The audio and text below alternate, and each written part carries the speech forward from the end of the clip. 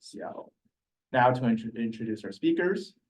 Susan Josyln is a cognitive psychologist and professor at UW. Her lab conducts mainly experimental cognitive behavioral research on decision-making and science communication in applied settings, such as those involved in severe weather, climate change, and medical decision-making. And her research is funded by NOAA, NSF, and makes important theoretical contributions to science decision-making. And Sonia Savelli is a cognitive psychologist, senior research scientist, and co-director of the Center on Collaborative Systems for Safety, Security, and Resilience in the Human-Centered Design and Engineering Department at UW. Jee Hoon Han and Chao Qin are PhD candidates in the Department of Psych at UW, working with Susan, and they're involved in projects concerning communication of climate change and COVID-19. And with that, I'll turn it to Susan. Thank you. Thank you, and thank you for inviting us. We're really excited to share this work with you, and we hope you find it useful for your work. We are the Decision-Making and with Uncertainty Lab. That's our website there, so you can find links to all of our papers that we might talk about today on that website. We're going to be talking about communicating uncertainty information to non-expert end users, and by non-expert, we mean people who are not expert in the domain in which the uncertainty was developed. So a lot of our work is with weather and climate, and our end users are the general public, but also emergency managers who are experienced and expert emergency managers, but not meteorologists. I want to talk a little bit about the perspective of our lab, because a lot of this work is done from the perspective of social sciences. We don't actually classify ourselves as social scientists. We are cognitive scientists. So we study how the mind works, individual comprehension, and the focus of our lab in particular is on decision-making and science communication.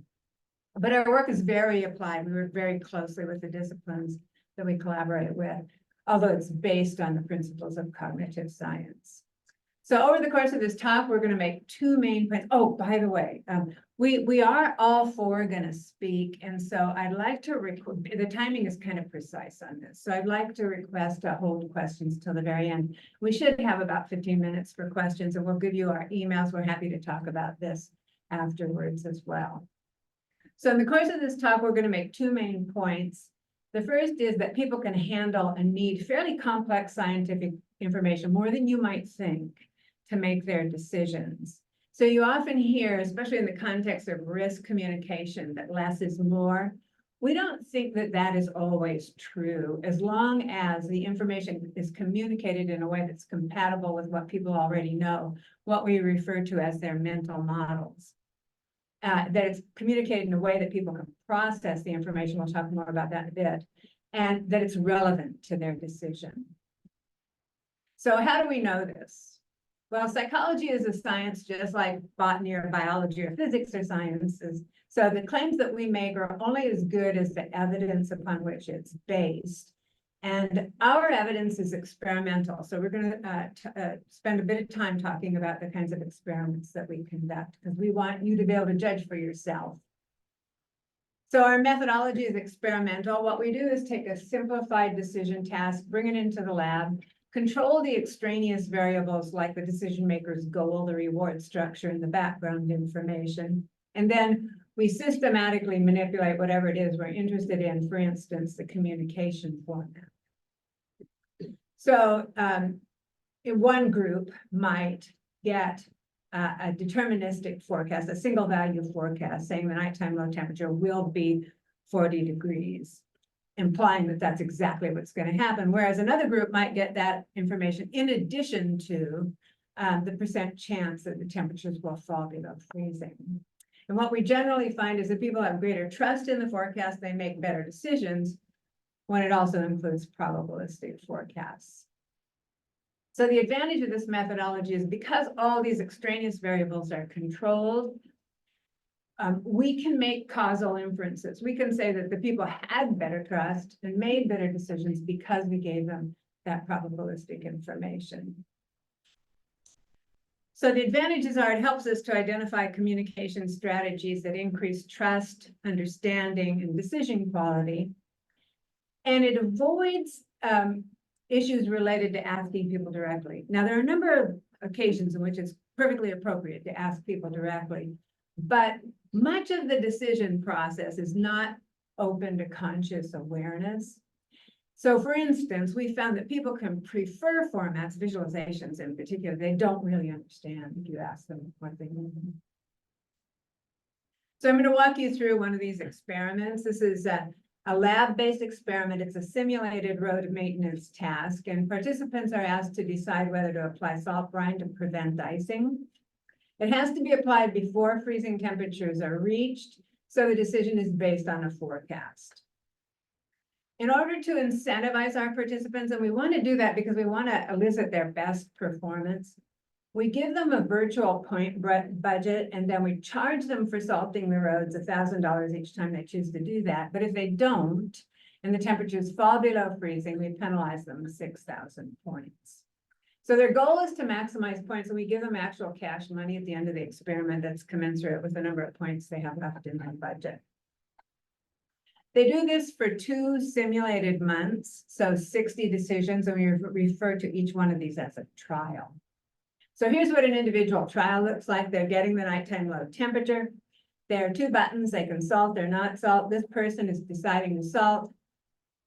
And then we tell them what happens. So in this case, although the forecast was for 35 degrees, it actually went to freezing. It was 32 degrees. So by the way, these are real forecasts and outcomes that we took from the historical record. So they don't always match, the forecasts don't always match up.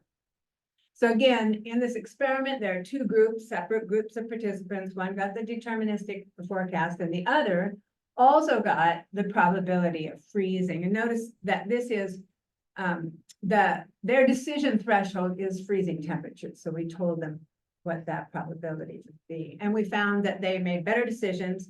They had larger ending balances, and they had greater trust in the forecast. So you might be wondering if these were university students, and maybe it wouldn't apply to the general public. But we found that level of education doesn't matter. People who have a high school education or less get an equal size boost from having probabilistic information as do the college educated. We're not claiming that these people all have a deep theoretical understanding of probability. We know they don't because we've asked them specific questions that reveal that. But we do say that they have a working understanding. They can use it to make better decisions. It increases trust in the forecast. And that's because people know intuitively that predictions, especially weather forecasts, have involve uncertainty. So making that explicit seems more honest to them. We've done this in many experiments now in the context of weather forecast uncertainty, probability of exceedance, like the experiment I just showed you, predictive intervals, which Sonia is going to talk about in a minute, and odds ratios. We don't have time to talk about that one today. But also in more complex decisions. So these have been, the example I gave you was a binary decision. It also works if you have 3 different options, and Jee Hoon is going to talk about that. Tornado warnings with 7 different updates, each one of them having a probabilistic forecast that change. We found it in the context of climate change uncertainty. It increases trust. It increases the perception of climate scientists' competence. And somewhat surprisingly, it increases the perception of agreement among climate scientists. But the caveat is that the expression must be compatible with the decision process. I'm going to give you an example here. So this is a decision about whether or not to issue an urban flood advisory. And the person's threshold is if it's going to rain half an inch or more per hour. So there are 2 ways that you could express this at the person's threshold.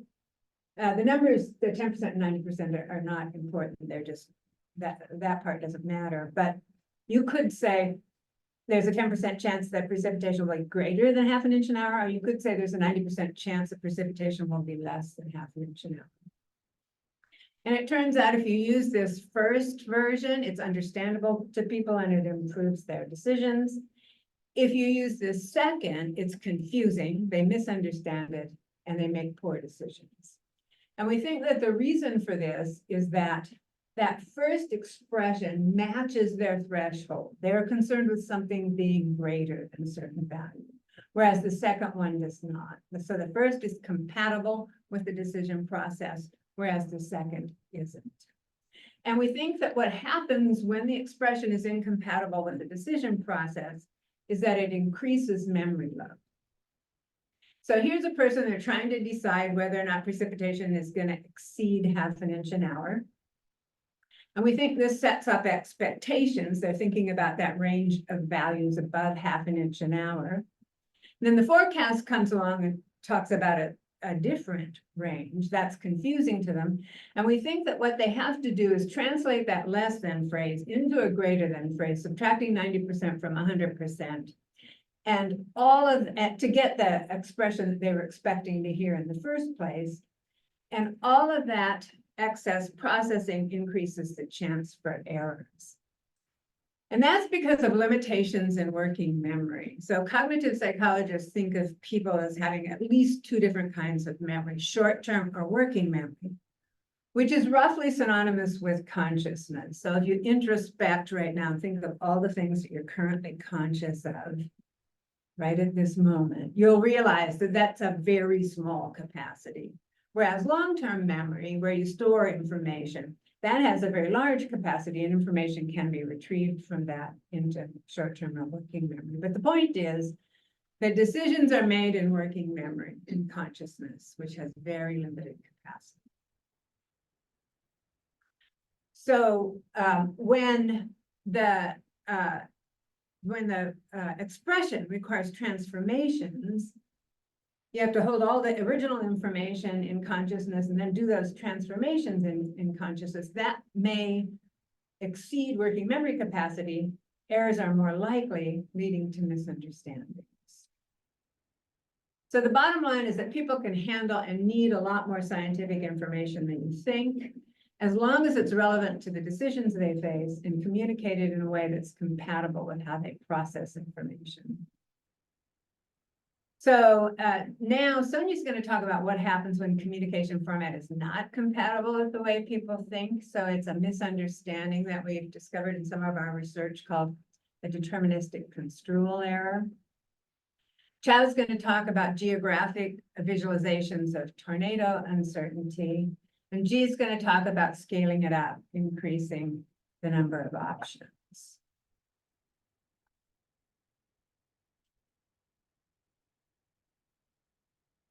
Excuse me, thanks, Susan. So as Susan said, people can handle uncertainty information and use it to make better decisions as long as it's relevant to their decisions and that it's communicated in a way that's compatible with their expectations and the way they process that information. However, we do see errors when we give people uncertainty information, and the most common error that we see, we call the deterministic construal error, which we shorten to DCE because deterministic construal error is a mouthful. So this error is a tendency to interpret uncertainty information as being deterministic. So what I mean by that is that it's going to happen for sure, for certain. And one place that we see this deterministic construal error is with the probability of precipitation. Probability of precipitation has been issued since 1965. And an example would be there's a 70% chance of precipitation. And people making the deterministic construal error misunderstand that uncertainty as that the rain event is going to happen for certain. Either 70% of the time for that day or over 70% of the area. So this is a general psychological tendency to interpret messages as certain if the message allows for it. If the message does allow for that interpretation. And so I'm also going to talk a little bit later about the fact that a probabilistic uncertainty information has a bigger impact on working memory. So you have to remember more things than a deterministic information. So we did discover the deterministic construal error in our own work when we were testing visualizations for a probabilistic weather forecast website. This was a project that we did with the University of Washington's meteorology department, the statistics department, and the applied physics lab. And in the probabilistic forecast that Susan talked about, if you recall, we were conveying the probability of exceedance. And in that case, it was useful, because we knew what the threshold was, and we told people what their threshold was. But on a website, you don't know what a person's threshold is. People have different thresholds. So this is where we thought this predictive intervals would be useful. And this is an example of a forecast that we had on our website, and it's an example of predictive interval forecast. So if you look here, we provided people not only with the forecast, but also with a key, because in order to understand that this was an uncertainty forecast, we felt that people needed to have this key, and it is very small there for those of you in the room. So I'll just read it to you. So the key basically told people, oh, this number here it's the daytime high will usually be closest to, in this case, 41 degrees. And then it also explains that this over here was the predictive interval. And that is that there was an 80% chance that the daytime high was going to be between those two values. So what we wanted to do in our research was actually test empirically whether people understood this predictive interval, that was in fact a predictive interval, and if they could use it to make decisions, better decisions. So we had two conditions in this experiment, meaning that we gave two different groups of people two different things. So one group received this predictive interval forecast, the key, as we talked about. And then the other group received the deterministic forecast, which only showed the most likely daytime high, likely nighttime low. And we asked participants to decide whether to issue a freeze warning so that farmers can protect their crops if the temperatures were below or at 32 degrees Fahrenheit. And then we also asked them to report the most likely daytime high, most likely nighttime low. What we found was that a substantial minority of the participants who had this predictive interval forecast made the deterministic construal error. So that people, when asked what the most likely daytime high was, said 44 degrees Fahrenheit. And when asked for the most likely nighttime low, they responded with 30 degrees Fahrenheit. So participants making the deterministic construal error interpret uncertainty as this range that's describing this diurnal fluctuation over this 12-hour period, rather than uncertainty. And people with a deterministic forecast never responded with 44. So while people did, the substantial minority did make errors, those people who didn't make the deterministic construal error, so understood that that was a predictive interval forecast. Those people with that predictive interval forecast made better decisions than those people with this deterministic forecast.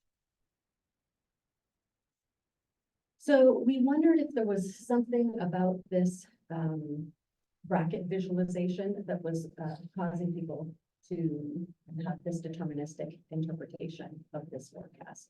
So to test that hypothesis, we again had two different conditions or two different groups of people. So one group got the bracket visualization, and then we created this text-based forecast, which described the daytime high being usually closest to 41 degrees Fahrenheit in this case, and then an 80% chance that the daytime high would be between 38 degrees and 40 degrees Fahrenheit. So again, two conditions with two different groups of people having these forecasts. And we asked them again to tell us what the most likely nighttime low was, the most likely daytime high, and also to make a decision whether to issue this freeze. And what we found was that 6% of the participants with this text-based version made the deterministic construal error, compared to 18% of participants with the bracket visualization. This difference was statistically significant. Significantly more people with this bracket visualization made deterministic construal errors compared to people with the text-based version.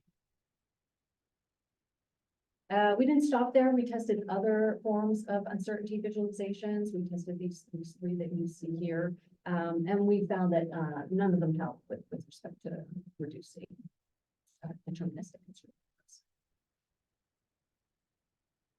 So we think that this could occur because incorporating this probabilistic information does increase the load on working memory.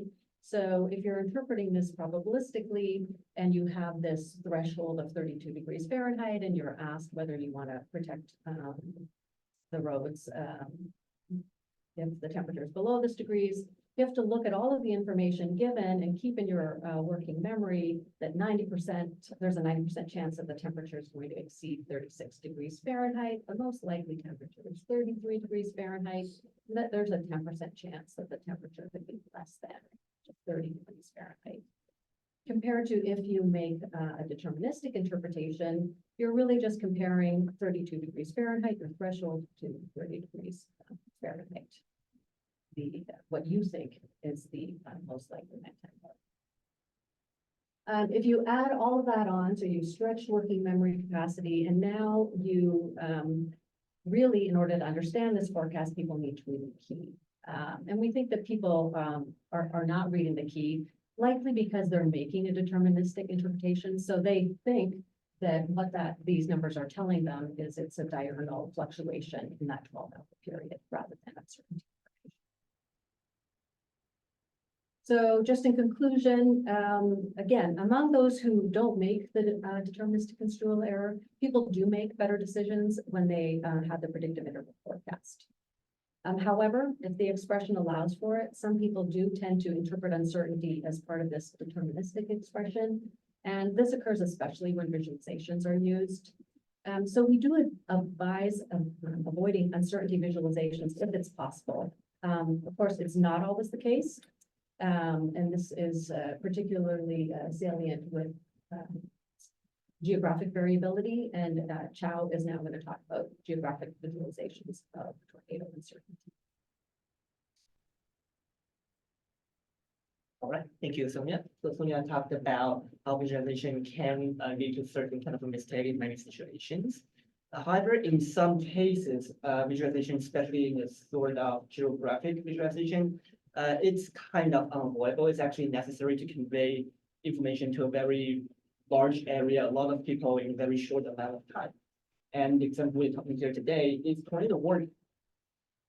So this is the currently used tornado warning by the National Weather Service. It's basically a trapezoid polygon. If you're inside this polygon, for example, you are somewhere in Pella to the northeast, then you are being warned for a tornado. And if you're outside of this polygon, for example, you're in Des Moines, then you are not being warned for a tornado. And this is very straightforward, but very also simple. There's no probabilistic information provided here. So it doesn't provide any uncertain information. You are only being warned or not. And that's basically very deterministic. However, the weather forecasters, they do understand that the probability can vary within the polygon. So for example, let's go back to the previous slide. If you are, for example, to the southeast corner of the polygon compared to northeast corner, your probability can vary by a lot. But currently, this kind of information is not being communicated to the end users. So we conducted experiments testing the addition of probabilities. And here is the solution we came up with. First off, we use color coding, in this case red, to indicate different level of probabilistic information. Click on the projector, this one doesn't really show very well, but on a computer screen, hopefully it shows better. But this one, the blue dot right here, is at 70%. That means the location of the participant, as indicated by the blue dot, is 70%. And then the blue dot can move inside, outside, or anywhere inside this polygon to indicate different probability locations. And just to make things simplified, we didn't put an actual map on the way. We built this on a 20 by 20 grid with each cell of 1.5 times 1.5 miles. So this is a good enough approximation to what persons would actually see in the future if they adopt this kind of forecast. Now, this is the color-coded format. We also want to test what if we do not use color coding, we use other kind of format to communicate the same information. So right here on the left-hand side, we have the probabilistic numeric tabular. So very similar to the previous one, except that we do not have a polygon outline anymore. And instead of color coding, we just directly tell participants what's the probability for their location. I would just directly tell them a number. And in this case, if they want to, they can still see what's the probability around them. So we have another one on the right-hand side, the probabilistic numeric singular location. That one, we only tell participants what's the location, what's the probability at their location. We do not tell them anything beyond that. So we just use that as a check. So overall, we have 4 different formats. We have the original deterministic polygon that is basically the same as the one used by National Weather Service. We have the probabilistic color coded where we use red to indicate a different probability. We have the probabilistic numeric tabular where we use a kind of a table format to show the probability in that region. And then we have the numeric singular location where only participant's location, the probability for that location has been communicated. And all of those probabilities, they're all based on the same underlying information for participants' location on trial. And our task is very similar to the school closure task Susan talked about. Participants make binary decisions, and there are 68 trials. On each trial, a forecast was provided to the participants, and they rated the likelihood of the tornado and the severity of the tornado. And then they make a decision whether to take shelter. That will cost them 270 points, but that will protect them from tornado, or they do not take shelter, and that would be a 1,000 point penalty if the tornado happens and it hits the participant. And here are our results. First off, we do find better understanding of probability with any kind of probabilistic information. So right here on this graph, the x-axis is the underlying probability. We have 6 levels from 0 to 10 to 30 to 50 to 70 and 90. And in the probabilistic format, those are the information that were provided to the participants, but they were not provided to the participants in the deterministic polygon function. And on the y-axis, that would be participants rating on how likely they think the tornado would be. And then we have the polygon border right here at 30%. That means all of our polygon in the formats that have it, they're drawn towards to include any trial that has 30% probability or higher. So the 10% trials, so the 10% cells and 0% cells, they are not inside the polygon in the formats that have a polygon. So the purple line indicates the perceived likelihood rating of deterministic polygon condition. They were not told anything about the probability, and we can see that once they're inside the polygon, on the right-hand side of the black bar, their likelihood rating is pretty flat and consistent. However, for the probabilistic conditions, they follow the gradient. So if they are answering the question correctly, they should follow the gray line, which is a 1-to-1 match between the likelihood rating and underlying probability rating, the underlying probability. As you can see in probabilistic conditions, they do follow this line to some degree. They have a little bit overestimating, but overall they did pretty well. And of course, the red, as you can see here, the red line do have a little bit of overestimation compared to the probabilistic numeric tabular, that is the green line, and the probabilistic numeric single location, that's the yellow line. We also found that participants do make better decisions with probabilistic conditions. So we calculated expected values to see what their decision qualities are. So not sheltering, if they decide not to shelter, that option, that decision has varying expected value depending on the trial. So for example, if the probability of a tornado for that trial was is 30%, and not sheltering had a penalty of 1,000 points, then the expected value of not sheltering is 0.3 times 1,000, and that would be 300. However, if the participants choose to take a shelter, that will be a fixed cost of 270 points. And in this case, they don't want to lose that kind of points, so the smaller the expected value, which is actually expected loss, the better. So in this case, the best possible decision was to take shelter.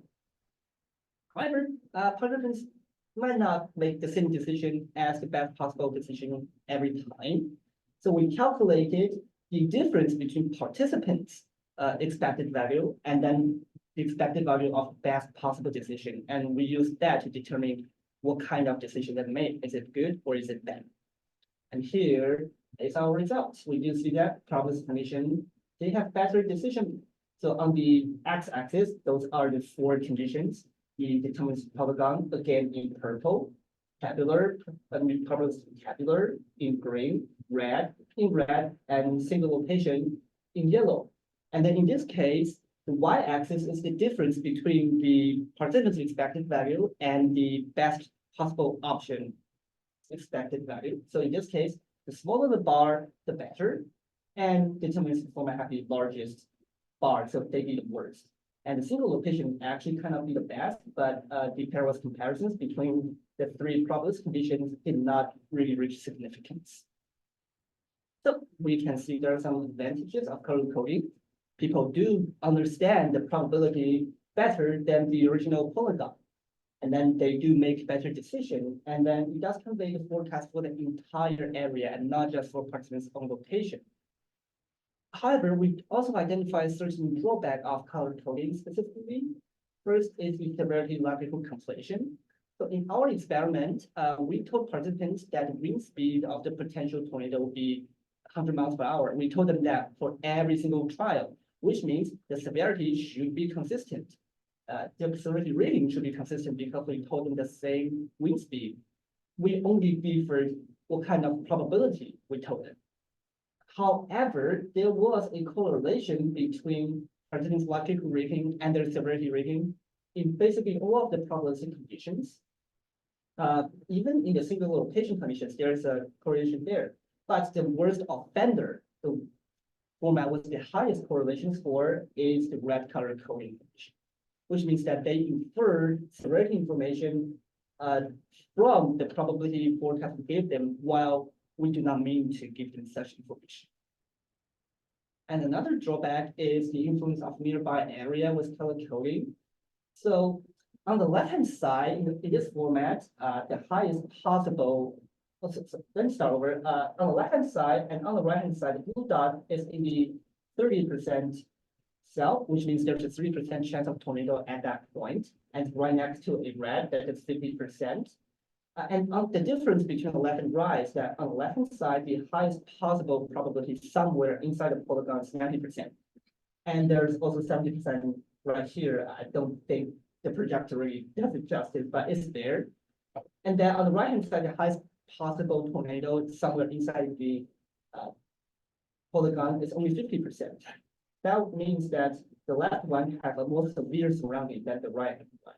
And we do find that people perceive their own location as having a higher likelihood on the left-hand side compared to the right-hand side. So they're affected by information from the surrounding area that really doesn't really concern them. So overall, the drawbacks of color coding, red color contributes to some overestimation of tornado probability. And then there's a severity and likelihood conflation. And we think that could be very related to the deterministic construct error that Sonia talked about, in that participants infer something that is not being communicated to them. And then we have the side effect of showing the entire region. And that is color coding can amplify that effect. So here's our conclusion. Color coding can be very, very powerful tools, but not without some drawbacks that we need to take care of or just consider. The pros that they can convey probabilities well. People do make better decisions with them. And it's easy to convey forecasts for a whole area. And the cons that people do overestimate their perceived likelihood a little bit. And there is the enhancement of severity likelihood conflation. And finally, can be easily affected by information from the surrounding area that doesn't really consider the participant on location. All right, so that's all for me. And some of the, let's say, criticism we receive over the years is that our decisions are very binary, but in real life, people can make, compromising decision in the middle or something like that. So Jee Hoon is going to talk about scaling our decisions up with additional options. Right. Good job. So I'm going to talk about scaling it up more specifically increasing the number of options here. As we have seen, all of the experiments we have only have two options, and we wanted to increase the number of options and see if the advantages are still there.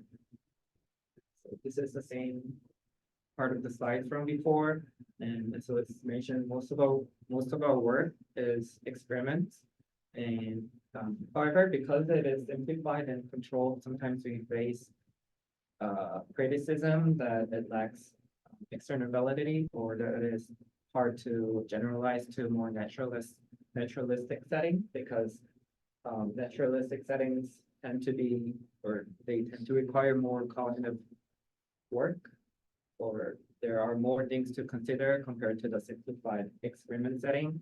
And so we decided to increase the number of options in the experiment and see if we can still find the advantage. And the experiment here is really similar to the one that described earlier, the salt brine task. And it was originally conducted with two options, closing and staying open. And so the role of the participant is to give advice to the schools facing possible snowstorms, whether they should close for the day or stay open based on the forecast. And they can see some virtual points here, and I'm going to explain that in the next slide. So like our other experiments, we use virtual points to incentivize them and to commensurate, or to give cash reward commensurate with their performance at the end.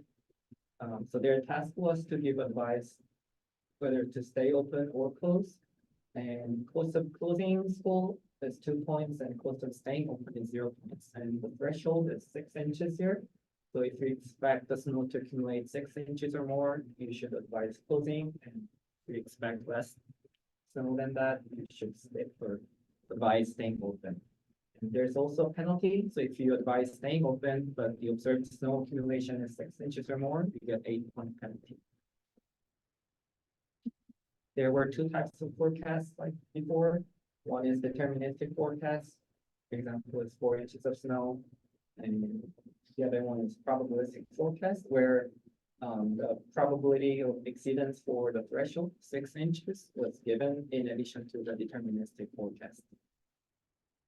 And again, in an effort to tackle the issue of simplified options, we wanted to add another option of delaying 1 hour to resemble the real world situation more. The cost of closing school is still 2 points, and cost of staying open is 0 points, and cost of delaying is 1 point. Delaying 1 hour is 1 point. And because there are 3 options, we had to use 2 thresholds. One is still 6 inches, and the other one was 1 inch. So if you expect 6 or more inches of snow, you should advise closing. And if you expect between 1 and 6 inches, you advise delaying 1 hour. And if you expect less than 1 inch of snow, you advise staying open. And the penalty for staying open and snow accumulating 6 inches or more is still 8 points. And if you stayed open and the snow accumulation is between 1 and 6 inches, the penalty is 2 points. And if you delay and the snowfall is 6 inches or more, you get 4 points penalty. So adding just one more option may not seem like much, but it adds a lot to consider about the situation.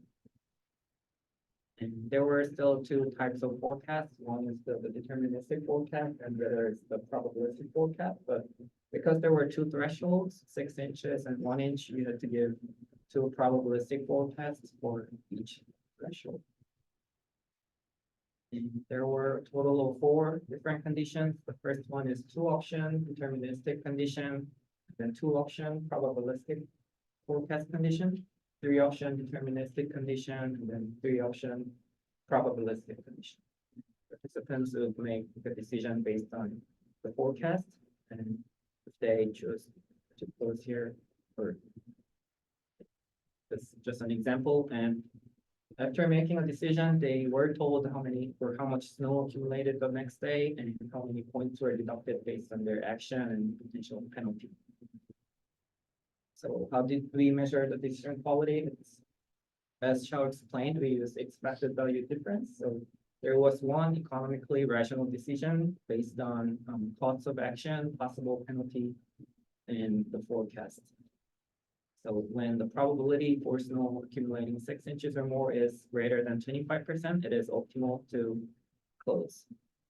This is because the expected value of closing is equal to the expected value of penalty multiplied by the probability of snow accumulating 6 inches or more when it's 25%. So for example, if the forecast for snow accumulating 6 inches or more is 30%, the expected value for closing is -2, the cost of closing, and the expected value of staying open would be -2.4. In this case, closing would be the ultimate option, less expected value, less negative expected value. And this is just example for 2-option condition, but similar logic is used for 3-option condition. And yeah. So like I said, we calculated the expected value difference, so difference between participants' decisions and the ultimate decision. And we had a couple other measures. The first one is challengingness. So we asked participants how challenging the task is 3 times, once in the beginning, once in the middle, and once at the end. And you can see here in the graph, the y-axis is the challengingness rating, and the x-axis is when it was measured, and purple bar is the deterministic condition, and then gold bar is the probabilistic condition. And here the main finding is that those who got the probabilistic condition thought it was more difficult, and those in the deterministic condition just in the beginning, but the difference went away later. But people also did find it more difficult when measured later. There was no difference based on the number of options. The next one is decision duration. So we also measured how long it took them to make decision in each case. The y-axis here is the time taken to make decision in seconds, and the x-axis is 2-option versus 3-option. The main finding here was that those in the 3-option condition took longer to make decisions, and those in the 2-option condition, and there was no difference based on the forecast or interaction.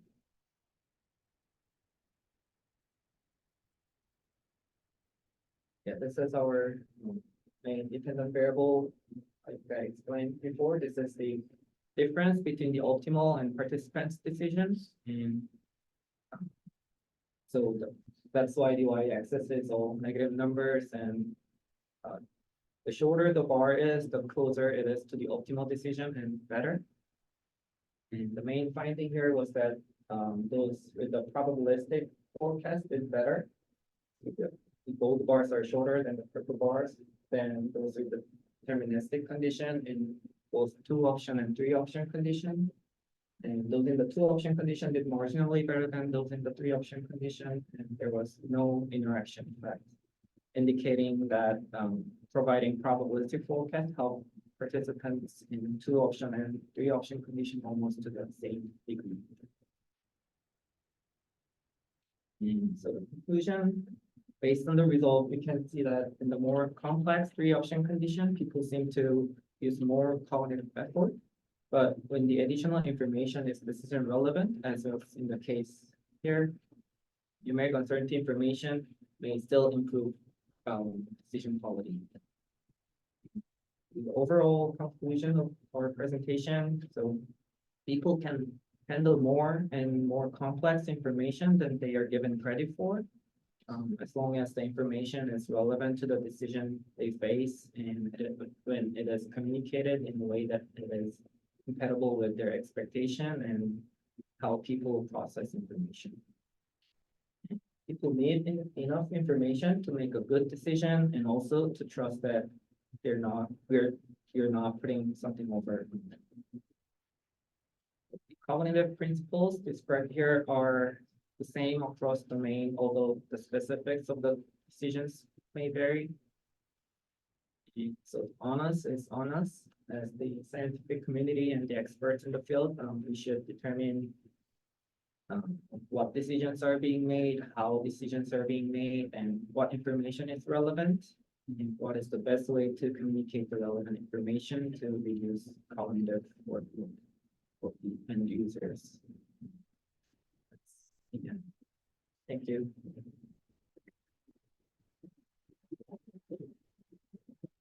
That was a great talk. I think we have time for questions. We have time if you guys have time. It took a little bit of phone. Yeah, we started a little late, so. Questions? Yes. I'll start. Thank you. This is interesting. I was wondering, what is the importance of past experience in making decisions? So say, when you're making the same determination every day over and over, at what point, and I don't know if you know this, but at what point people may give less importance to the uncertainty they give them and instead just base their decision on the fact that, well, last time that I saw this number, here's what happened. So I'm gonna make the same decision. Yeah. So one of the things that we found when we started doing this research is that people had a lot of pre-experimental intuitions about weather patterns. They had intuitions about what kinds of things were likely to be errors. They had intuitions of what the patterns would be. And this all came from using weather forecasts prior to being an experiment. So that has a big influence. And so what we say is that if it's important to understand that people have these intuitions and what those intuitions are, because if your forecast contradicts those intuitions, that's going to be an important thing for you to know. That there's a possibility they're not going to believe you because it contradicts it. So that's something that's important. What's the other part? Shall I talk about description experience?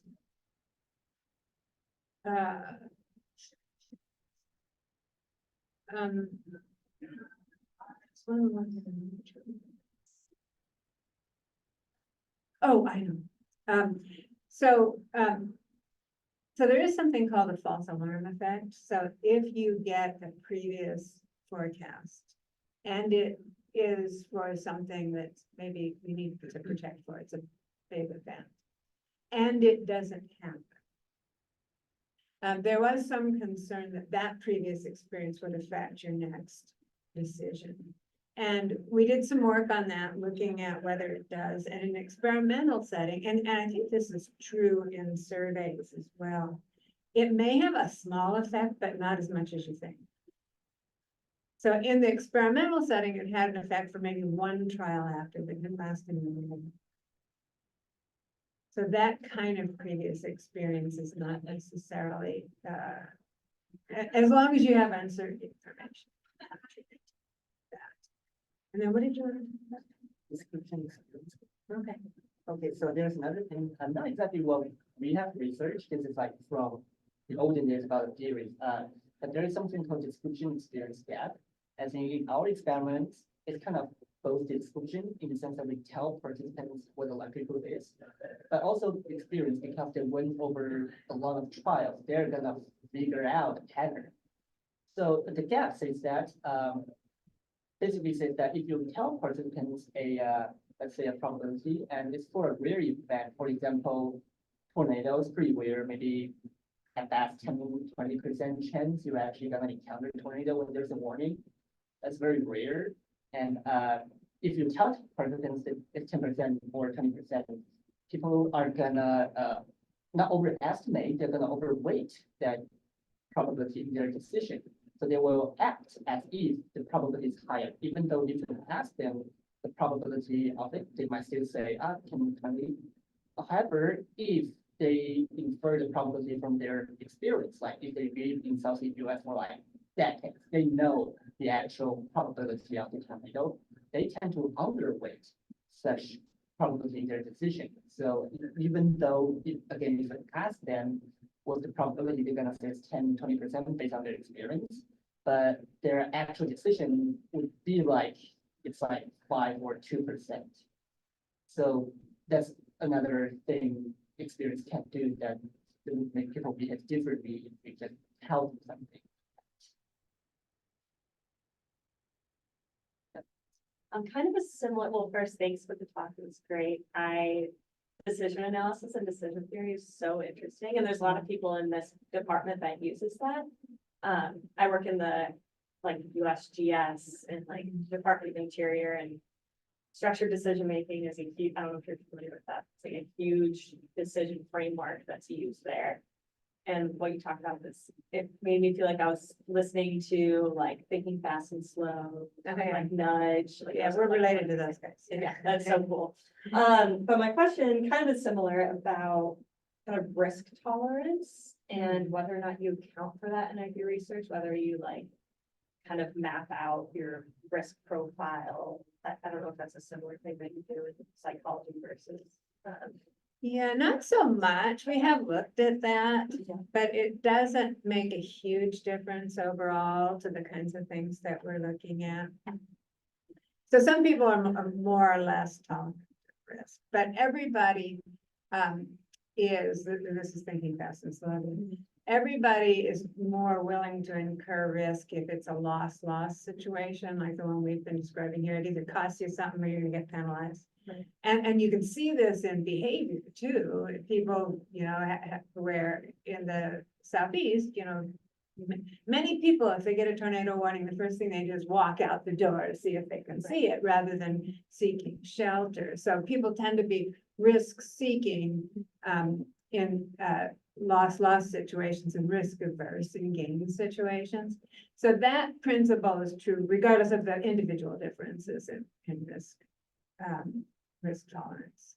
So have you done additional, it seems like you might have done additional experiments of, instead of like costing, you give someone money up front and then you subtract it versus you start with nothing and then you get money? That's how most of them work. Okay. We give them this budget of points. We Okay. say, okay, you've got, I don't know, how many points we do? It varies.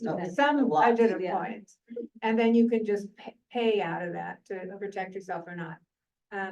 We try and give them enough so that they're not, They don't run out. so they don't run out, because toward the end of trials, they might not have anything in their budget. That's not a valid trial anymore. So we try to give them a big enough budget that they have enough to make it to the end of the experiment. But that's how they usually go. Chao, for his dissertation, is looking at the opposite side of that and comparing it, gain situation, gain to loss. Gain to loss. Yeah. Yes. Yeah, sort of tacking on to that and some other comments. I spent some time thinking about sea level rise uncertainty way down the road Yeah. and about things that are maybe like deep uncertainty, right? So unknown, things out on the other issue, et cetera.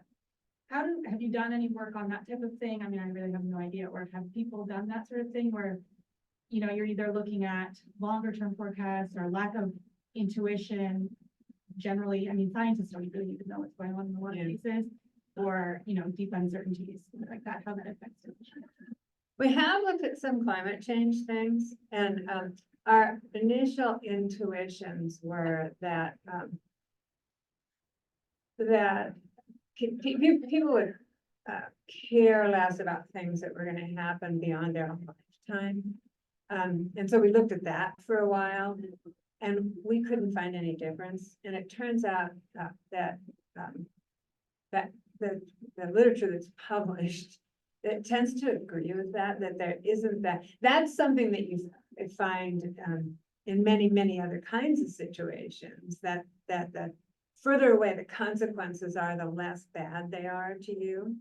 So it's called temporal discounting. The further away it gets in time, the more it's discounted, whether it's a good thing or a bad thing. It just isn't worth as much to you as the same value currently. But we don't find it in the context of climate change, and we're not the only ones not to find it. What was the other part? Just unknown unknowns, like whether or not, how people tolerate that, or if you would explore that type of thing. We have looked at uncertainty calculations. They're more like predicted intervals. And in some cases, for climate change stuff, they tend to be pretty wide. And they still increase trust. So they are still beneficial in that sense. But they're all specific values, like, so in one case, we compared, global average temperature increase to, we thought that, and it turned out to be true, we thought that it might be better to express these things in terms of concrete events, like the number of heat waves your geographic location would experience in the future, and compared that to global average temperature increase, and it was true, it's better to express it in concrete terms, especially for conservatives, very conservatives. But not things that are, I'm not sure what you mean by unknown unknowns, but I'm pretty sure we didn't test that.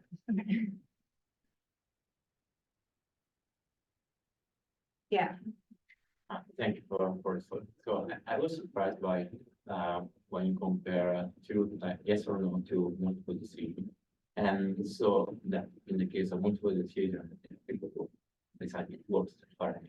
So if in your opinion, because of like more options, like overwhelm your ability to decide correctly, or is it's multiple option like triggers your risk tolerance?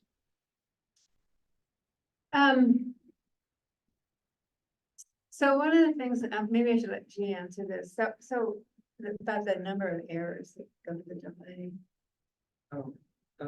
Yeah, about that, one of the, but it wasn't included, but one of the things we found was that, in 3-option condition, people made more errors, partly because it was more cognitively demanding, more things to consider, but their errors tend to be, making the intermediate option, the delaying 1 hour. So it's not exactly, but kind of related to this compromise effect in the field of marketing, consumer behavior. So when there are 2 choices, they have to go either way. But when there's 3 options and you're not sure which way to go, you just tend to go to the middle option. So that may have played a role there. I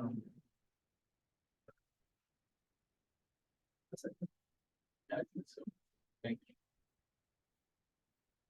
I have a question about the value of long-term information. So I think in these examples, it's very, that day we're given the confidence interval or probability, but would it be helpful to learn, like in the past year, what it was like, or is that too much information that overloads biases? Yeah, we've looked at issues like that. And so we looked at flood risk. And I know what it was. What's that? Does anybody know? 100-year flood, 100-year flood. So we looked at the 100-year flood expression, because everybody thinks this is confusing to people. And it turns out, indeed, that's true, that, and it's confusing in this way. If you're getting it, the likelihood in terms of 100-year flood, and you just experienced a flood, you think you're free for a really long time, when of course you're not. So we've looked at that issue. And there is a line of research that suggests that expressions of uncertainty as frequency rather than as probability is more natural, is more, I don't know how to put this exactly, but there's a whole perspective that says, the probabilistic, that's just unnatural. It's not, people don't understand it, but frequency, yes, they do.